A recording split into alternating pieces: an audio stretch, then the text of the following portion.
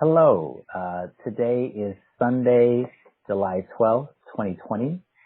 I'm Jeremiah Ellis, interviewing on behalf of the African American Interpretive Center of Minnesota, recording over the phone with Niki Botzet. Niki, thank you for sharing your story. Yes, thank you for having me. Yes. Will you please restate your name and spell it for the record? My name is Niki Botzet, Niki Botzet. Wonderful. And can you tell us where were you born? I was born in a small town in Iowa, but I was adopted. I grew up mostly in Alexandria, Minnesota. And can you tell us when you were born? I was born on August 31st, 2000. So I'm 19, I'll be 20 in August. And what can you tell us about your mother and father? As far as birth parents go, I don't have a whole lot of information on that just because I am adopted. My birth parents are Mike and Lisa Botzet. They adopted me here in Alexandria, and so I grew up with them for my whole life. And what's it like being adopted in Minnesota? It's really cool. I feel like I get to use that and just spread awareness on like adoption, things like that, and it's just cool to be able to tell my story when I would come from such a small town.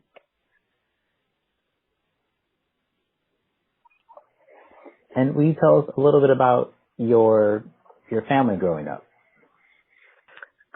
So I have two brothers. One's older, one's younger. They're both also adopted. My older brother is Jack. He was adopted from Romania when he was young also. So I grew up with him, and then I have a younger brother who's adopted from Minneapolis, Minnesota. And so I grew up with them. I'm in the middle. And where was your family before? So you mentioned a little bit about where they're from. How did they come to live in Alexandria? My birth parents, I don't know as much information about my birth parents, but my adopted parents grew up in Sauk Center, Osakis area of Minnesota, so also pretty small town. So they've always just kind of been in the area. They lived in the cities a little bit, but mostly small town, like farming, that kind of thing. So they've just lived here in the area forever.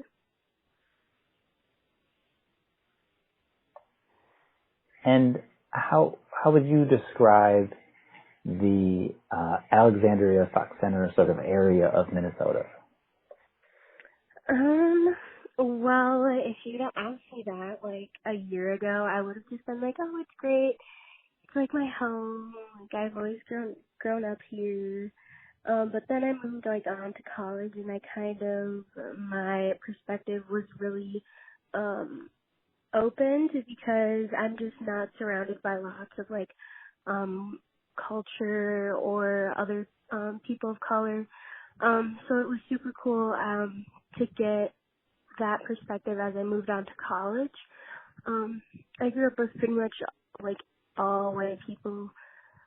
There's a very small percentage of people of color in Alexandria, so that was one side of the experience, and then on the other side of it, I got to kind of see more into what it was like embracing Blackness and kind of celebrating my culture a little more moving on in college. So that was definitely the other side of just coming from a small town.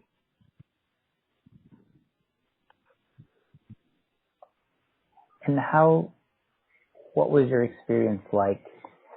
Uh, sorry. How did you choose your college, and where do you go? I go to St. Ben's, College of St. Benedict in St. Joseph, Minnesota. I played basketball all since I can remember. So we did like traveling tournaments and like just like basketball leagues and that kind of thing. And we did a lot of them at the College of St. Benedict, and I'm just kind of always just like, oh, this is where you could go to college. Just from a young age, that's like kind of just a place that I knew and felt connected to. And then as I grew older in high school, I kind of just pursued it a lot more, and it was the only school I applied to, so I kind of just knew that I wanted to go there. Yeah, it's always just kind of been the school that I've planned on going to, so it's been great to get there and start that journey in life. And how are the two being your college and your upbringing? How are they different? Growing up just around white people is different than growing up in your culture and around other Black people.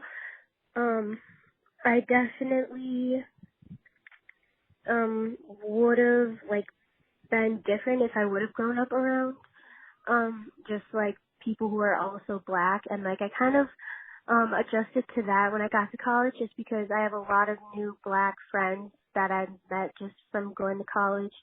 And their stories are just so much different coming from like Minneapolis and just like being surrounded a little bit more with people of color.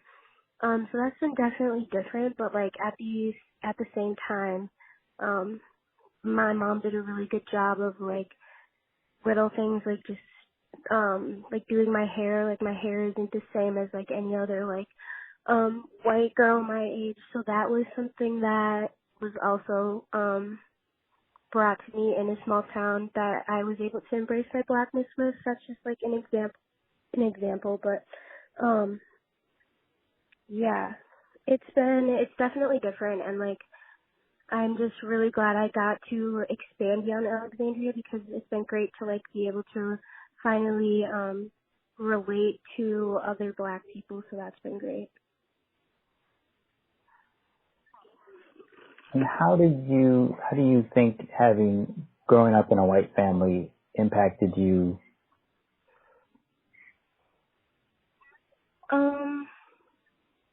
It's definitely just different. I kind of feel like I almost grew up as a white person because I was just surrounded by white people. So I never kind of like was exposed to the culture that I come from, which I'm thankful for now, just being able to go to college and experience that. But I feel like I have like a dual perspective when it comes to white people and Black people. Like I feel like I've have grown up with white people, but I'm also Black, so I understand the Blackness of it almost. Yeah, and what was life like as a child in Alexandria, in the Alexandria area school system for you? It was interesting, I would say. I don't really know how to answer that question because, like, it was weird because I didn't really, like, embrace my Blackness at all. Like, I didn't really talk about it. I didn't think about it. I just felt like another normal student. But at the same time, I was reminded frequently that I was different, and so I understood that small-minded people can do that, but at the same time, I definitely knew that not like that my blackness is important, that I shouldn't be made to feel smaller just because of that. So I definitely experienced like small, subtle, like racist comments, like that kind of thing. Like people stare a little longer than they should, and like it's just become a thing that like you assume that's why. But also on the other side of it, I grew up with great friends and a great family, and so it's been interesting to get both perspectives of living in a small town in Minnesota.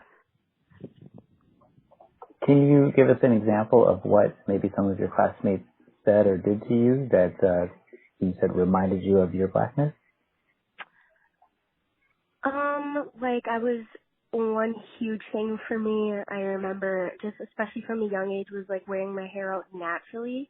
I was not comfortable doing that, and it just has always like it's been my biggest insecurity forever, is just like my natural hair, because everyone I see has long, like straight blonde hair, and it's just never been anything I want to express and like make a part of my identity. So I kind of stopped wearing my hair natural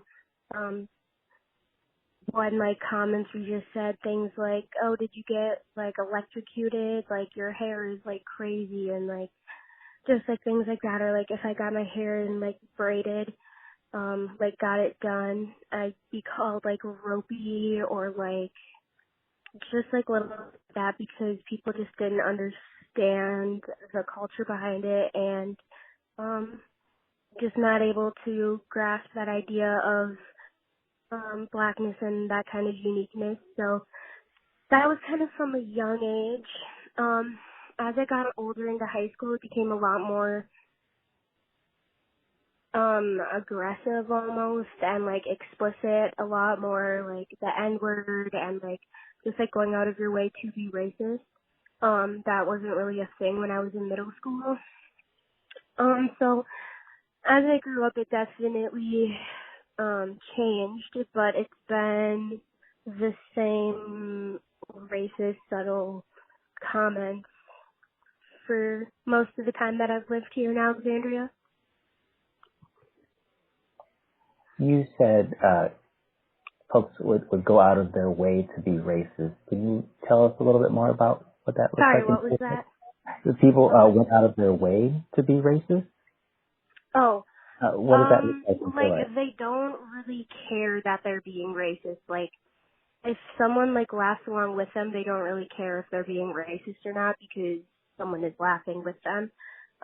So they don't just like not even care that they're being racist, because they just can be. And like, I think it was definitely different growing up as a woman in Alexandria, because,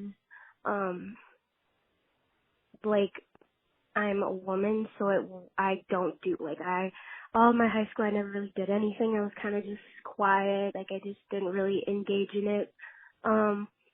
And so I think that's definitely different, is because I feel like as a black woman, I will just take that kind of racism, and I feel like I did that for way too long, and there was a lot of it that just like shouldn't be accepted, and I just learned to like almost not avoid it and just confront them about it and make sure that no one else is laughing along, because for someone that is a minority, a person of color, that's not acceptable to us.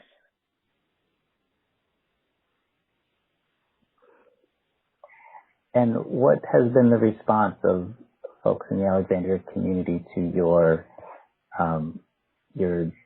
responding to their approach to you? It's been good.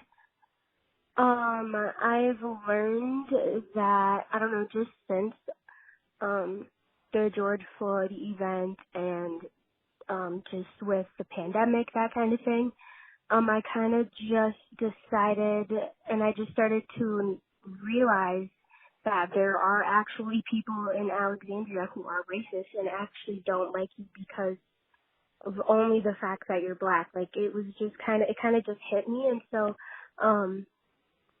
I kind of realized lots of my friends weren't my friends because they supported me.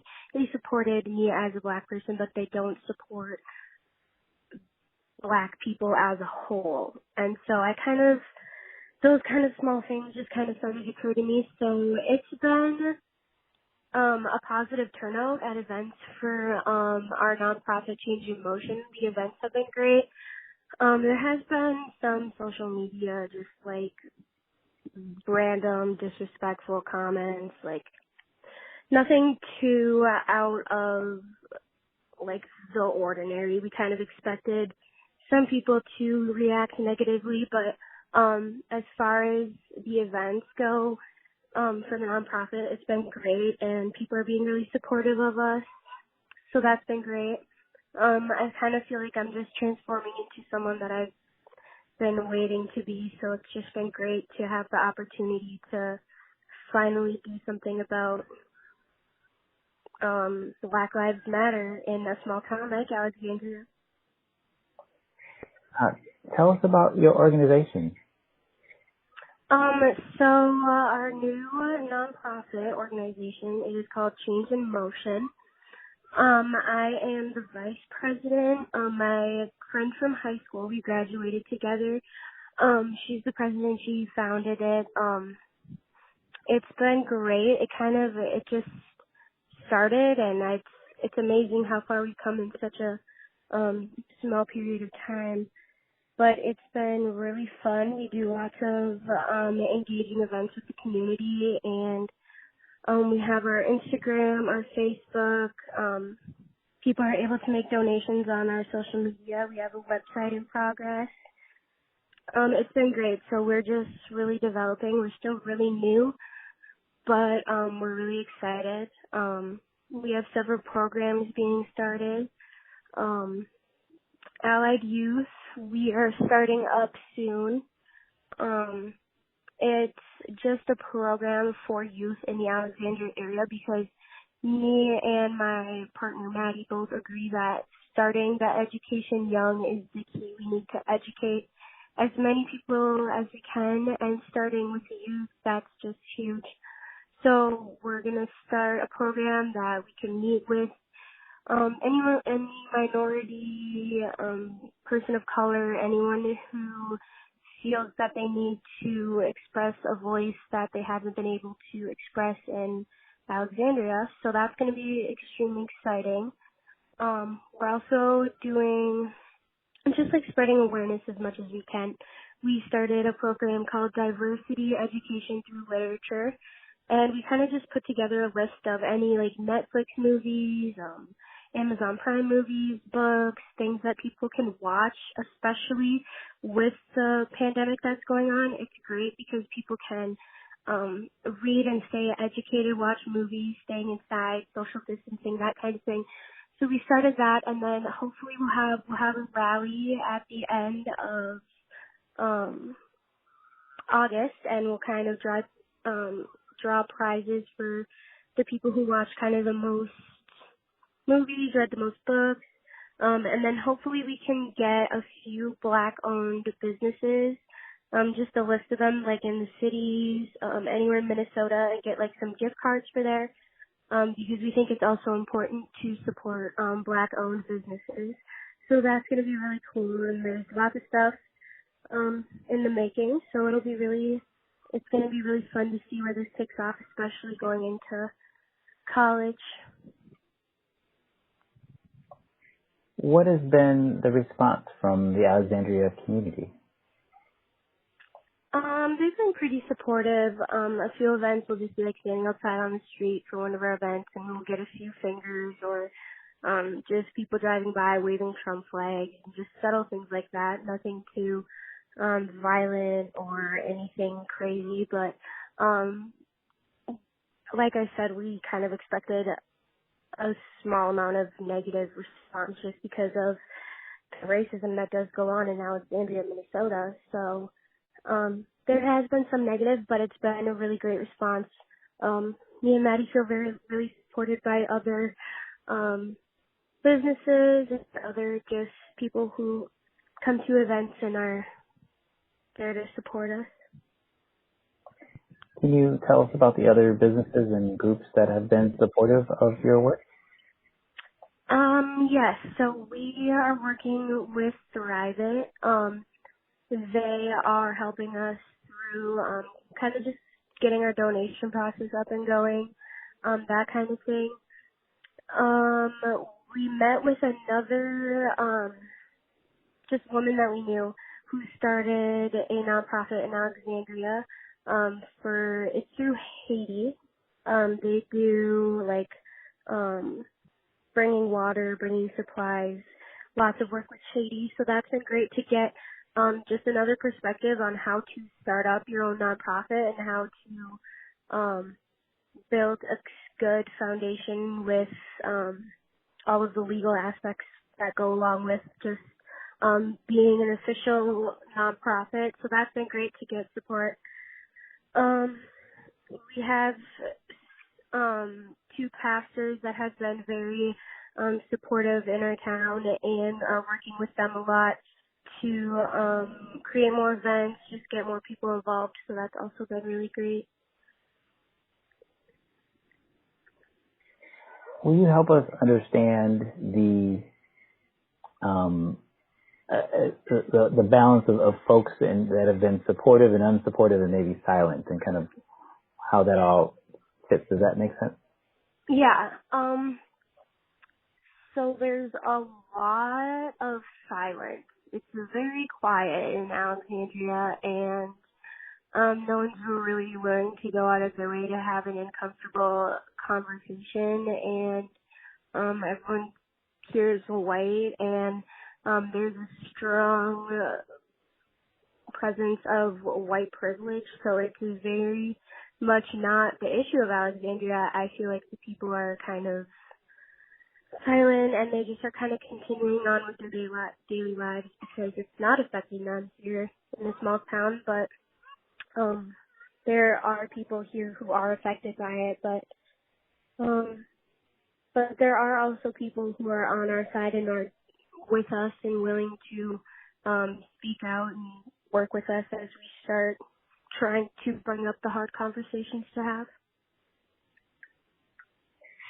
Yeah, and so as I'm thinking like of a percentage of folks who are supportive of you, and then folks that are definitely opposed to you. What does that kind of look like?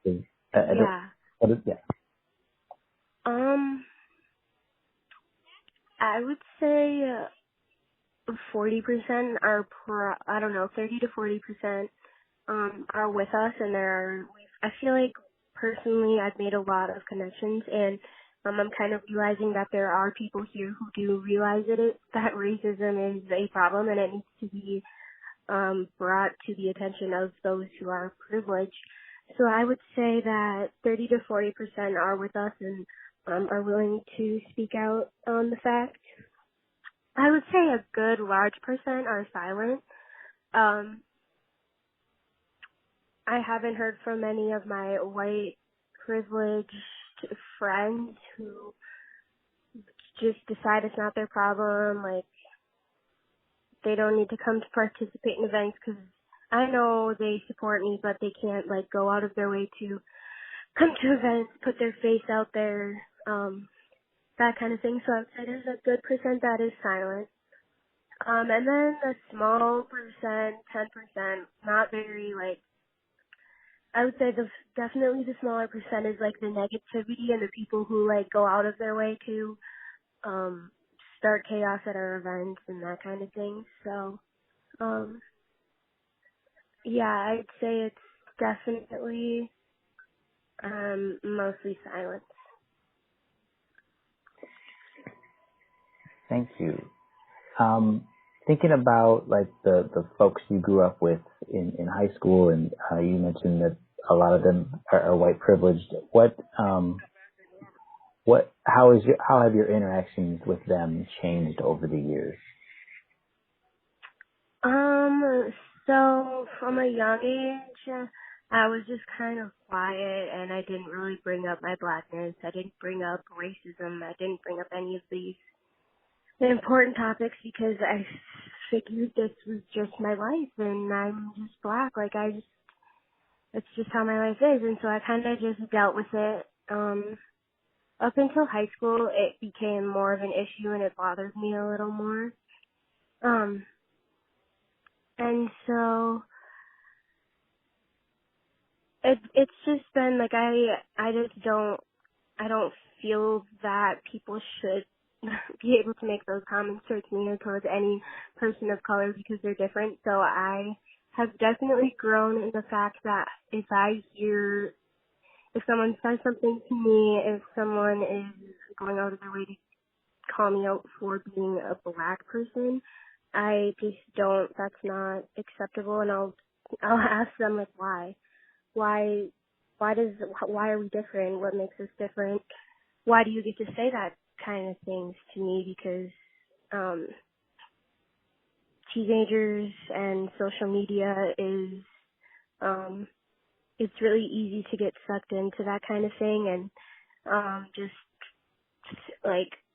absolutely hiding behind a screen and doing that kind of thing is really common with teenagers, and social media is a good way for people who can't just go to events and cause a scene. They want to do it subtly. So that's definitely been prevalent.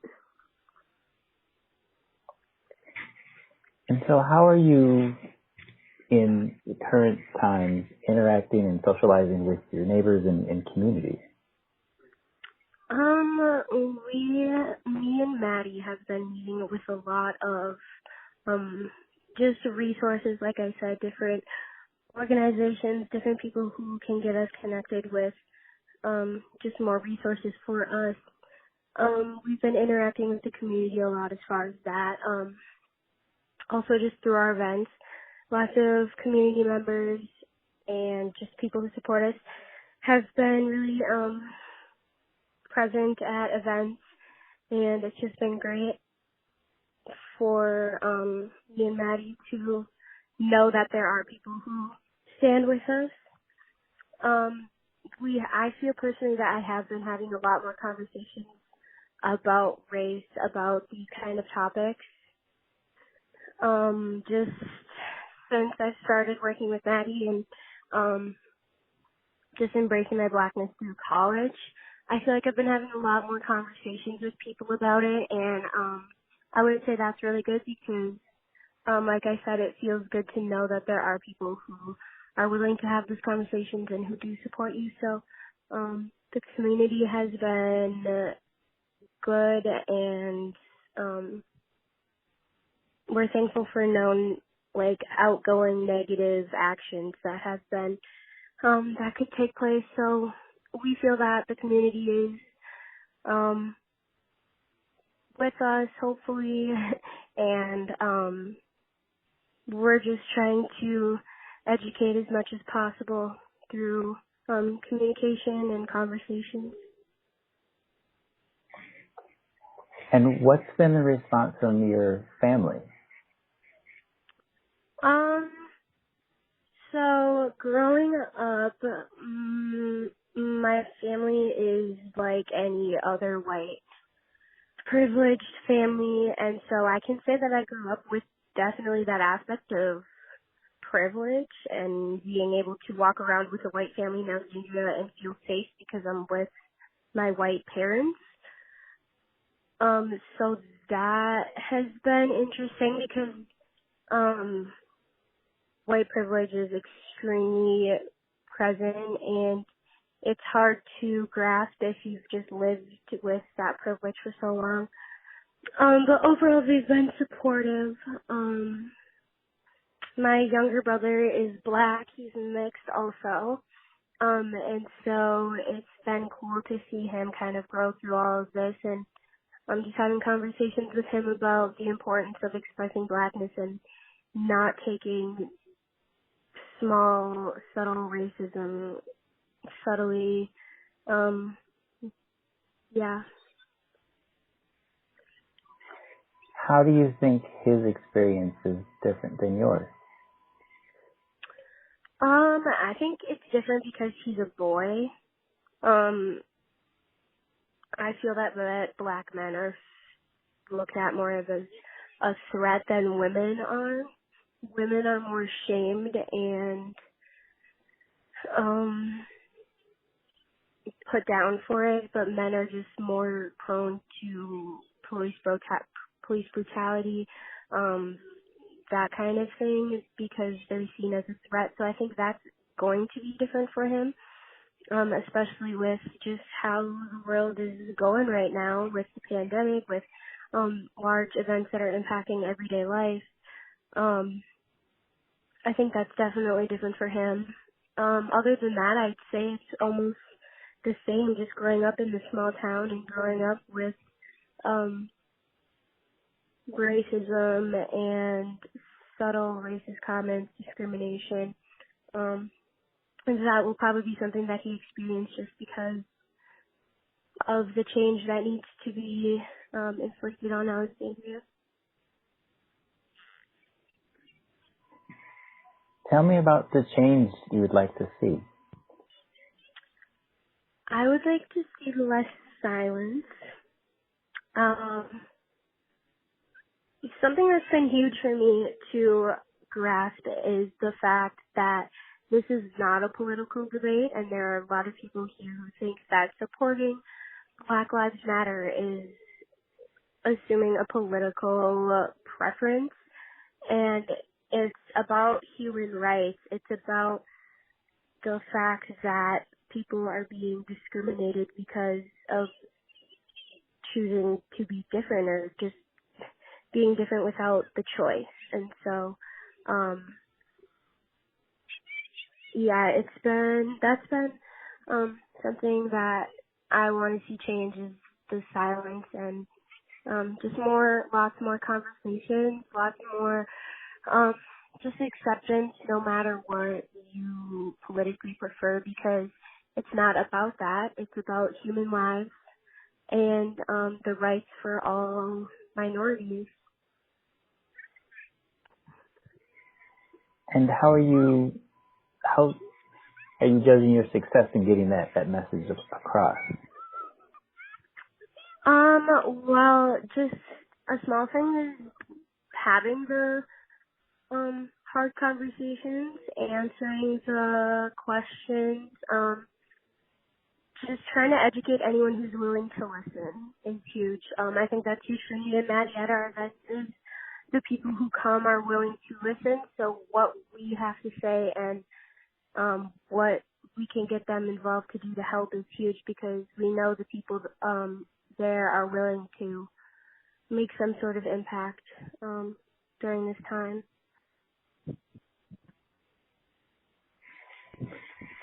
I'm wondering how you've interacted with Alexandria officials, like city council, law enforcement, parks and rec. So every event we have, we are in contact with the Alexandria Police Department, just because we know what can happen at these kind of events, and all it takes is one person who is very strongly against our movement. So we've been in contact with them. They're aware of when our events are.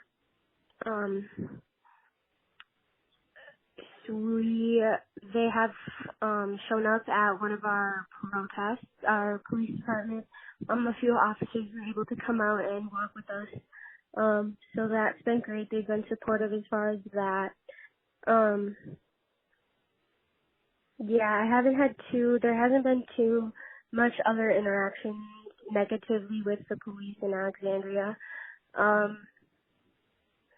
But I know people in Alexandria, and I know that they're so kind of just focused on the privilege of the fact that they're white men or they're white and they have the authority, it doesn't change the fact that Black adults and Black women in this town are still very on edge and still very cautious when it comes to that subject. But we have had a positive response from them as far as it goes from our organization, so that's been great.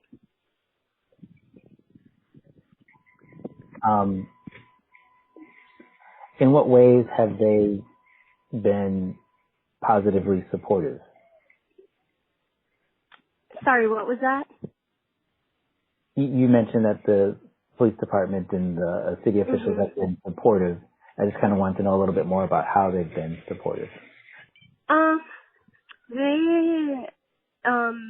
The captain, Scott Kent, he spoken at one of our events, our Time for Change event where we honored the death of George Floyd. He spoke there. That was great. He and some of his officers walked with us at that protest. That was huge for the community to see that they are involved and willing to help us with the work that we're doing.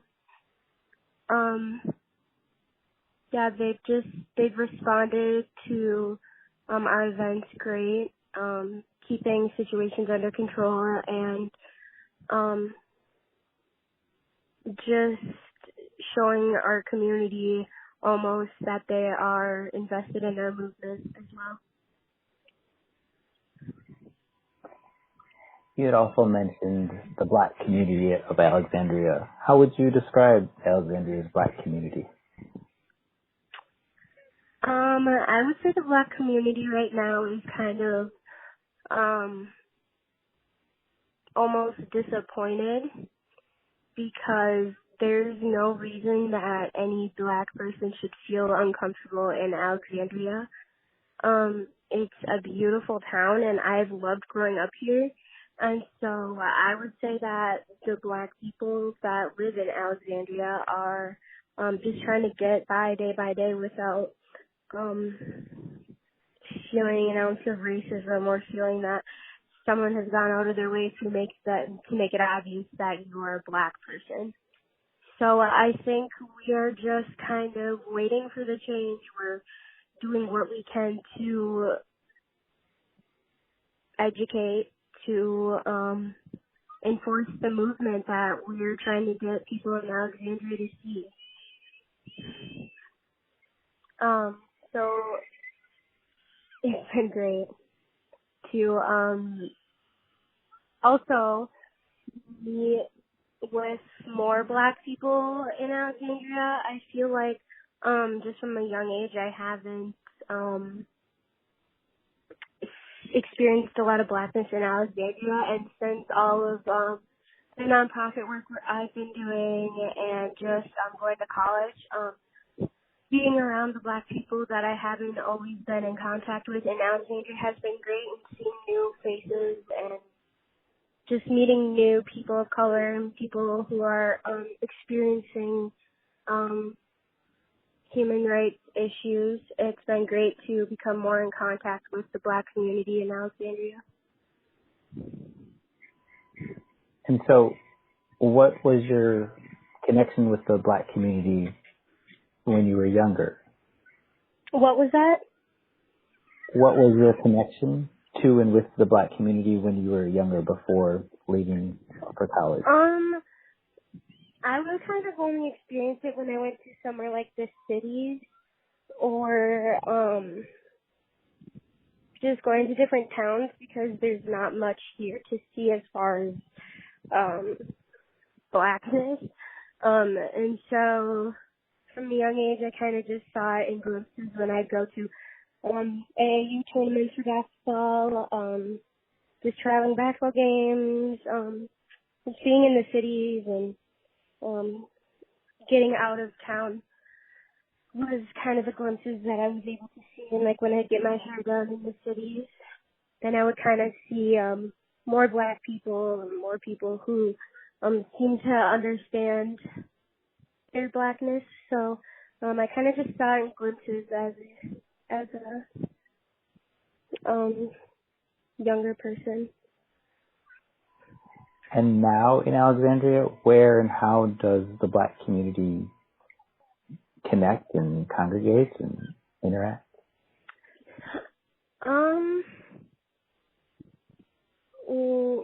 The events that we've been putting together has brought together a lot of, I would say, the Black people in Alexandria.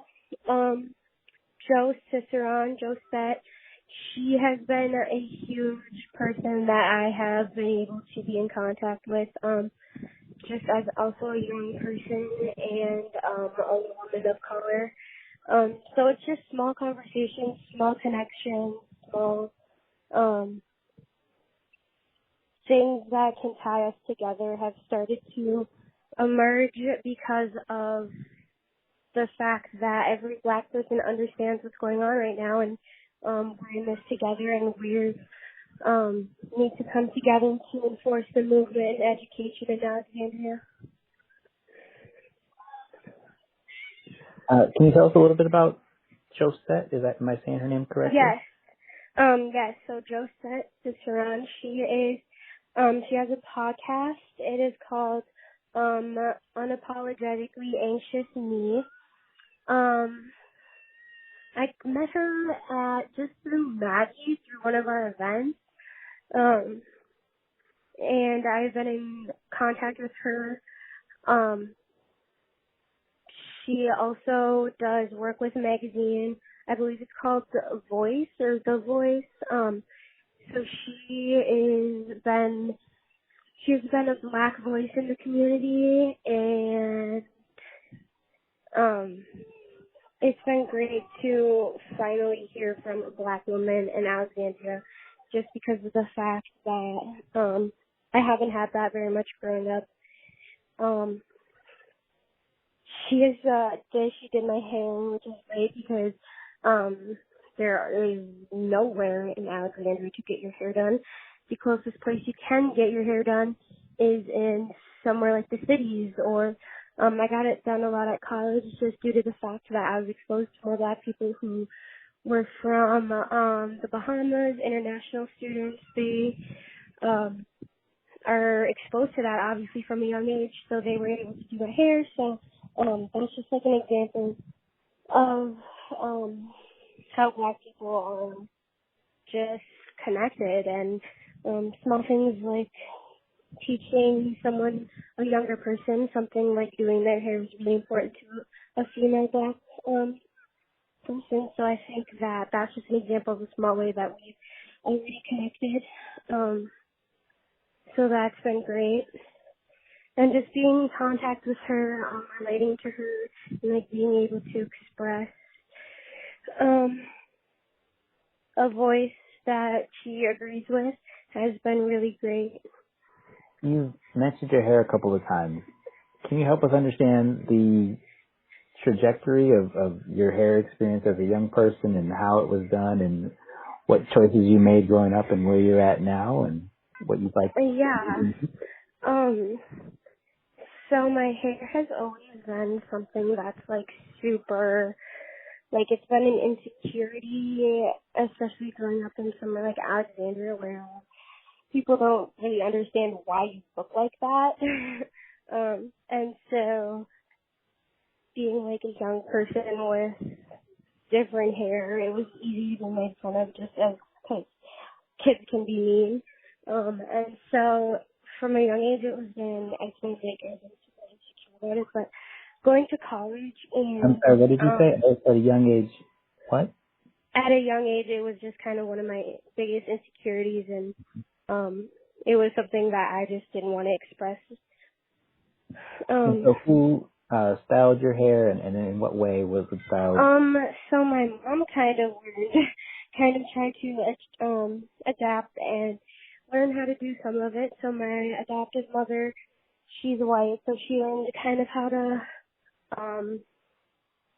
do it and get the right products for it. Otherwise, if I was getting it done in like a protective style where I wouldn't braid my own hair, I'd have to go to the cities or St. Cloud for something like that. Just because there's nowhere now to do the kind of hairstyling that a black person would need to protect their hair, whether you're male or female. There's none of that here in Alexandria. So I decided to travel to the city for that kind of thing. Now, as an older person, I've been able, my RA at college was from the Bahamas, and she was like 2 doors down from me. So that was great. She just was able to do my hair. I dyed the hair. She was able to do it, and it was great because I had never known anyone who knows how to do it. And so that was super cool to be able to have my hair done and exposed to more of the culture that I wasn't exposed to as a child, as far as it goes with like hair products, hair styles, and that kind of thing. Thank you. In what ways have you been able to celebrate your Black heritage growing up and now? I would say just like small things. My parents did a gotcha day for me and my brothers, and it was just like a day that is almost like a second birthday where we would just like celebrate the day that we would get adopted. He did really good with that because that was just kind of reminded that more definitely we can celebrate that. I'm sorry, you broke up there. You said they celebrate a gotcha day and then... Yeah, that's kind of one way that we were able to celebrate kind of like our difference, was that we could celebrate like the day we were adopted. You'd also mentioned that there's quite a bit of white privilege in Alexandria. How does that get expressed? It's really subtle. No, I feel that people who experience it know that they definitely experience it. And they just kind of don't want to have a conversation about it. No one really wants to acknowledge the fact that they are privileged and that they don't want to accept the fact that people are being discriminated against. And how did you notice it? If it's subtle, how did it become apparent to you? Sorry, what was that? You mentioned white privilege, and it's subtle. Mm-hmm. So I'm wondering how you noticed it was subtle, or how did you start to become aware of it? Just the fact that no one wanted to like acknowledge it, like things like my friends who would complain about things like, I don't know, just small things that like a person of color is struggling with a lot more than like something that they could like grasp the concept of. They don't really like understand that we experience a lot of unfairness and unnecessary bullying because of something that we can't change, or they just don't understand like the concept of being privileged, because it's just something that they've always grown up with and something that they've always had, so they just kind of are able to continue on with their daily lives and stay silent if they choose to. And what have you found that's helpful in Alexandria towards moving the conversation or getting folks to understand their privilege? It's kind of tricky because it's hard to have a conversation with anyone who doesn't believe that they are privileged. Lots of the good conversations that I've had with people are with people who understand that they are in the category of white privilege, but they choose to use it for good things that are helping POC and minorities. And so, can you tell me about some notable Alexandria historic events and how they impacted you or your family? How what impacted me or my family? Notable historic events in Alexandria?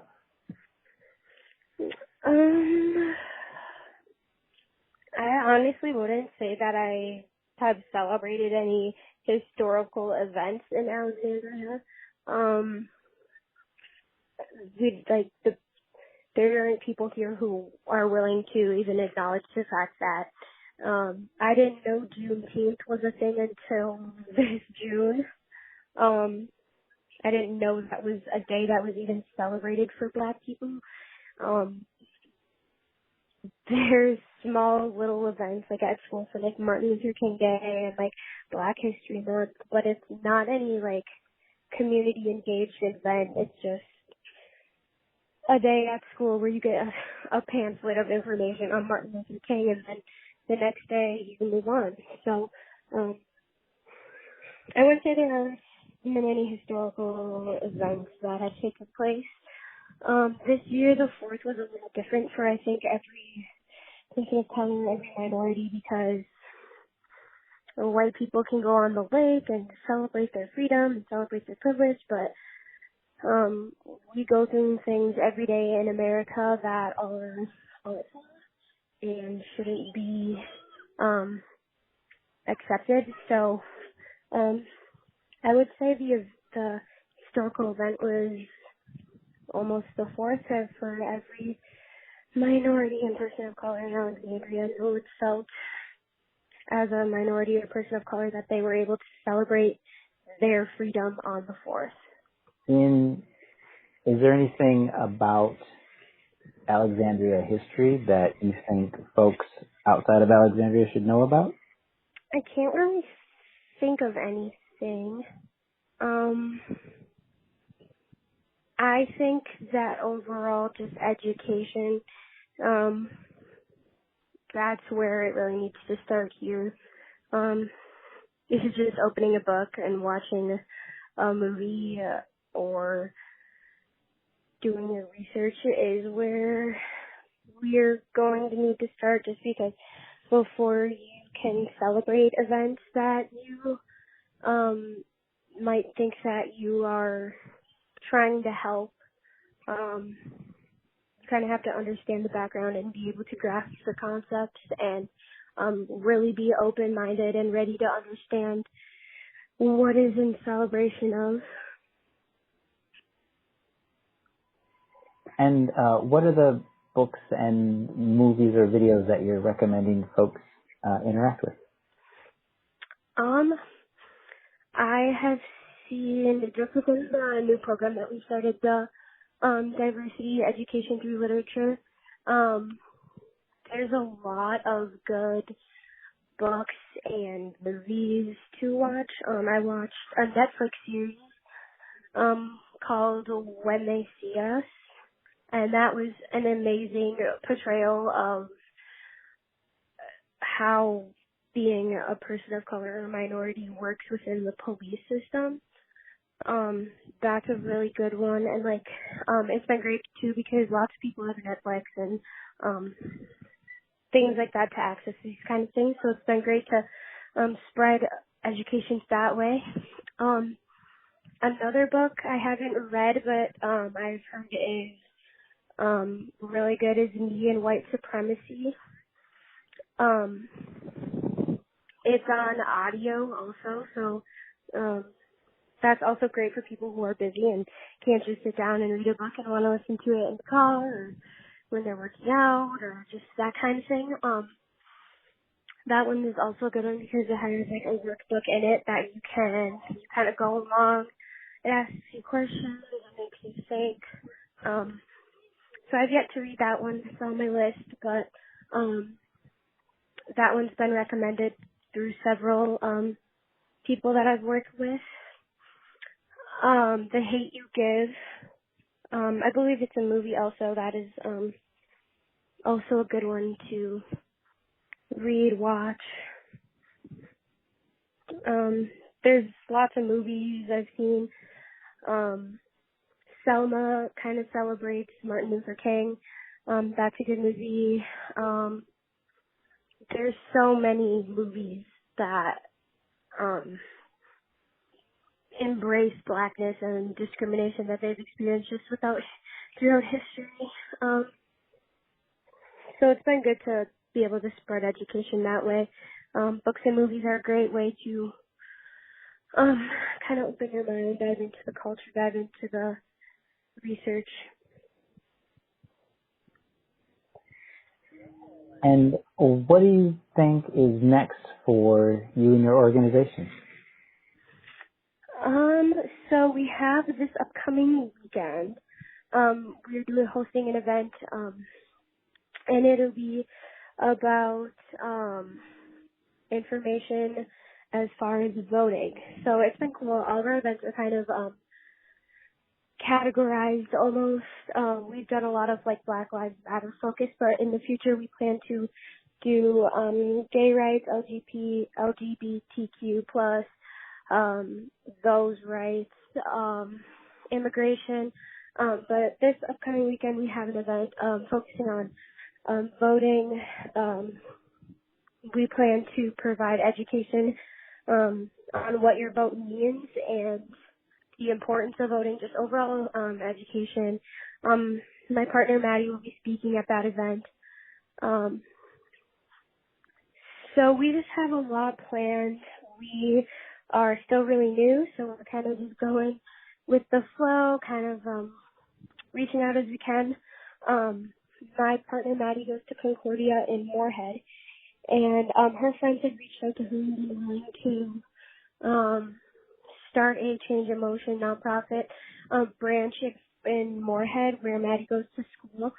So we went there, I think 2 days ago, up to Fargo Moorhead area to kind of show them the ropes, show them what they'll be starting up in Moorhead, kind of what we're about, and goals, values, those kind of things. So that's pretty cool that they are also willing to help us expand our movement. So me and Maddie are both really excited for the future, and we have to come for Change in Motion. What did the colleagues in the Fargo-Moorhead region say about their experience in that area? So I kind of haven't been around in the Fargo-Moorhead area for very long enough to probably even be able to answer that, but I have, I've been with Maddie for almost every day for the past few months, working on this, doing lots of event planning, brainstorming, that kind of thing, and it sounds like they have been super supportive. The fact that they want girls our age in Moorhead, even her friends, want to fight for the exact same thing that we are fighting for. So I can only imagine that her friends are being extremely supportive just because of the fact that they want to help us spread awareness and expand our movement. But yeah. How do you think living in Alexandria has impacted your ability to access opportunities? I would say that I've been very blessed and privileged almost to have grown up with my birth family and with people in Alexandria who are accepting of my blackness and want to give me any opportunity possible. Yeah, so it's been good to experience opportunities that some aren't able to experience because they're black or because they're Hispanic or because of immigration or because they're gay, that kind of thing. So I can say that personally I've been very blessed to grow up with opportunities around me and just open-minded people that are on my side and want me to have the same rights that any other person would have. Look at you. And how has your experience with Alexandria changed through your time living there? I would say that I outgrew it in a nutshell. I loved it until I got to high school, and it kind of got old, and I'm back here for the summer going into my sophomore year of college, and it's just kind of outgrown me, and I feel that I need to expand it to somewhere I belong and somewhere that is ready for me as a person and all of me. So I think I would just say that I've overall outgrown it, and that eventually I'll be able to expand beyond.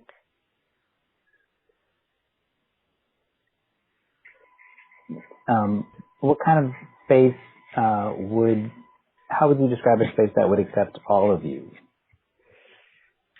I feel like St. Ben's has been my home. It's been absolutely amazing. I cannot wait to go back. I felt so accepted and so relieved that my college experience was even more than I even had pictured. I met lots of great people. I had a lot of great experiences. And so I feel like that's just the beginning for me, is going to college. I'm almost 20, so I still have a lot ahead of me, a lot of goals, things to do. And so the fact that just expanding 1 hour beyond Alexandria just makes me wonder what the rest of the world has in store for me. So I think just it kind of started at St. Ben's, and I'm just ready for wherever it takes me next. Where do you think that might be? At this point, I don't know. I'm open to a lot of different options. I'm just kind of just stepping into this new role, this new position. I'm going to school for social work, so I'm very excited about where that's going to take me. So I'm kind of just going with the flow. I'm excited to get back to college. I'm very excited about the classes I'm taking. I'm just excited for the fall. So kind of just stepping into the new role that I've been blessed with. So I'm kind of just going with the flow. How do you think you've improved Alexandria by you living there? I think now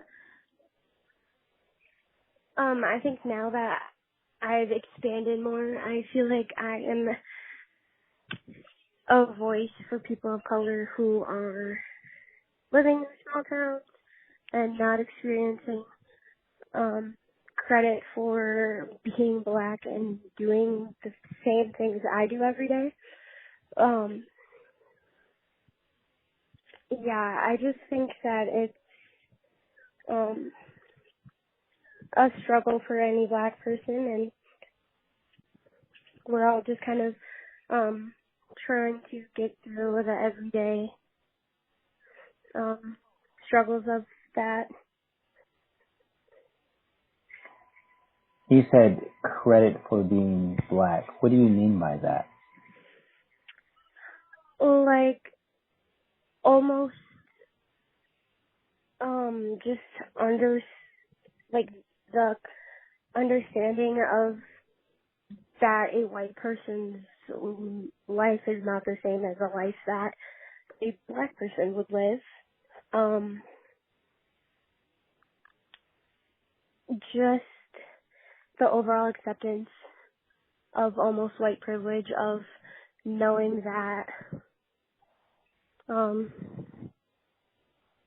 we are under attack right now, and that we deserve people to stand up for us, because we're all the same at the end of the day.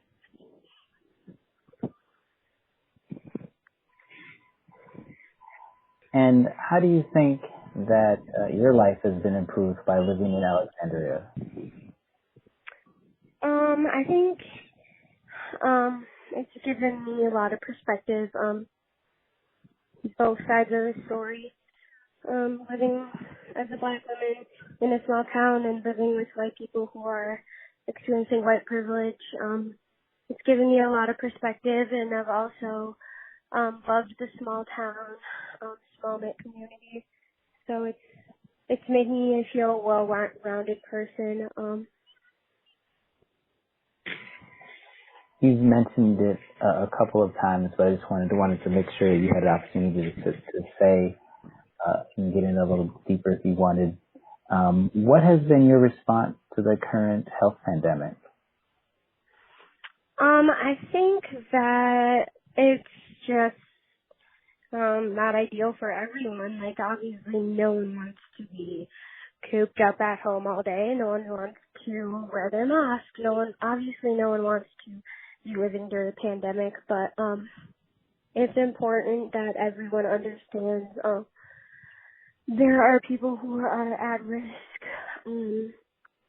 for contracting COVID, and for it is a big deal for them, whether or not it affects you personally. Everyone has a duty right now to just help everyone else out. Wear a mask, wash your hands, practice good hygiene, social distancing. It's really important whether or not it affects you or not. It's very real, and it's very, nothing's going to go back to normal now, so we might as well work together to move forward. You've also mentioned kind of your and your organization's response to renewed calls for racial justice.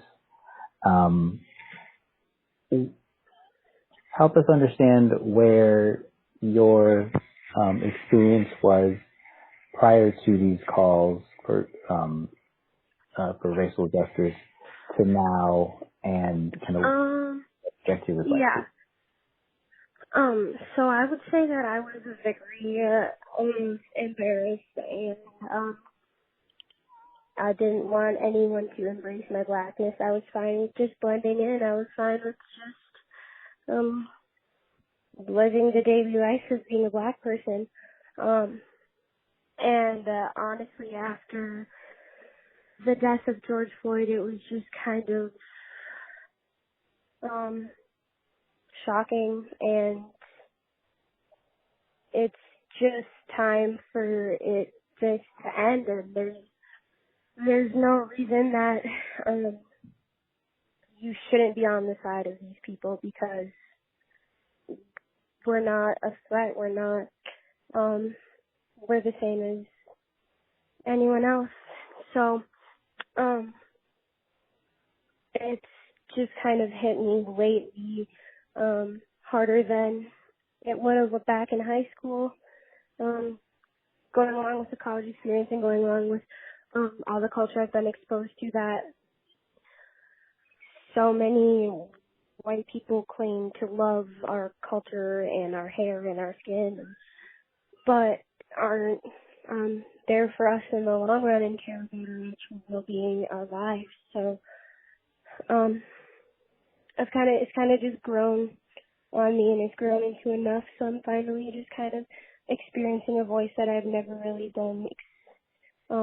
never really thought that I would ever want to express. And so it's been great to just grow into that role and finally speak my mind, because experiencing it isn't acceptable for me anymore. So I'm kind of just going into the voice that I have been given.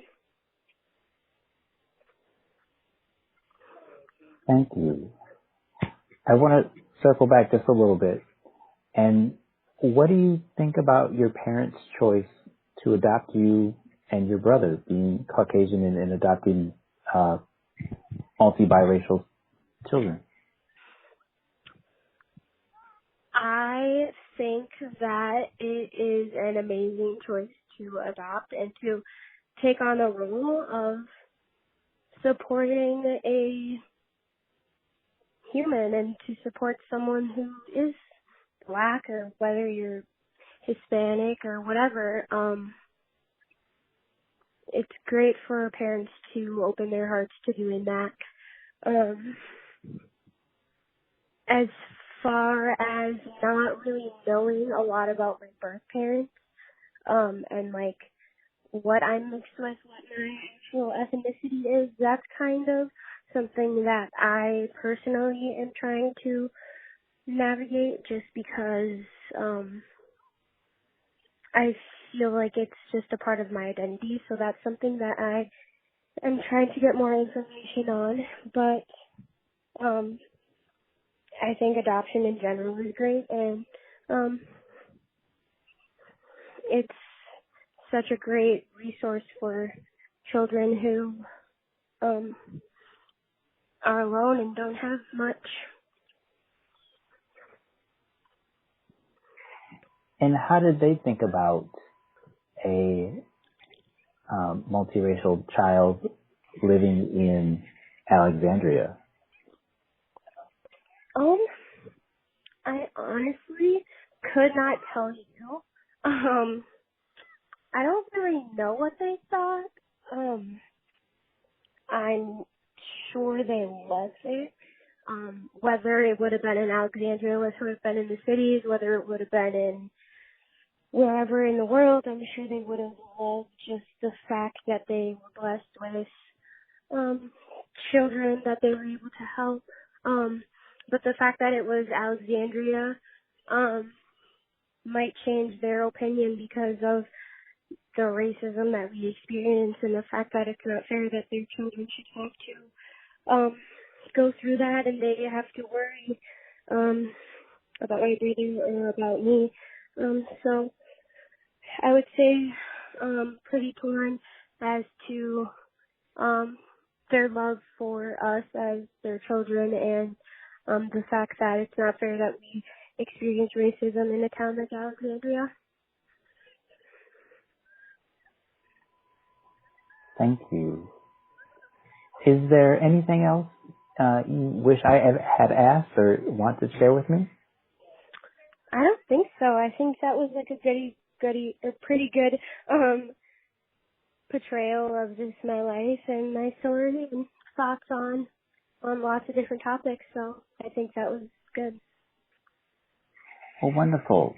Well, Niki, thank you so very much for your time and for sharing with us your experience in Alexandria.